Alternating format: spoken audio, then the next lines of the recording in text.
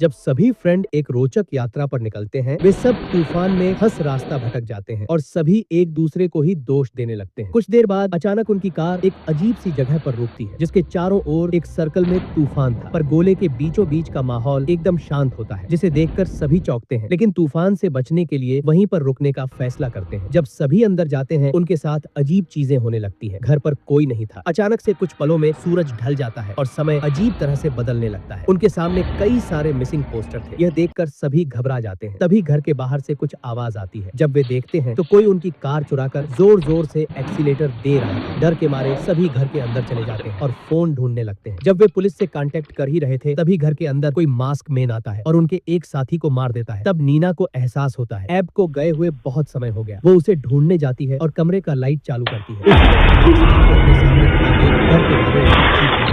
Mask man एक झटके में उसे खत्म कर देता है। नीना की चीख सुनकर तीनों फ्रेंड उसकी तरफ तेजी से बढ़ते हैं और वहां का नजारा देखकर दूसरे कमरे में छुप जाते हैं। जब मास्क मैन उनके कमरे में आता है तो मैक्स चेयर से उसके सिर पर वार करता है, पर मास्क मैन को उससे एक खरोंच तक नहीं आती। यह देखकर मैक्स नीचे पड़ी चाकू उठाकर मारने की कोशिश करता है, पर मास्क मैन फुर्ती से उसकी चाकू उसी की आंख में घुसा देता है और धीरे धीरे अलमारियों की तरफ बढ़ने लगता है। अलमारी को तोड़कर सीधे मेघन को जमीन पर फेंक देता है, फर्श से ठोक ठोक कर उसके चेहरे को लाल कर देता है। यह देखकर क्लोर जंगल में भागती है, फिर उसका पैर फिसलता है और वह गिर पड़ती है। जब उठती है तो कोहरे में उसे अपनी सिस्टर की परछाई दिखाई देती है। उतने ही समय में किलर उसे तलवार से खत्म कर देता है। तभी समय रिवाइंड होकर पहले वाली स्थिति में आ जाती है।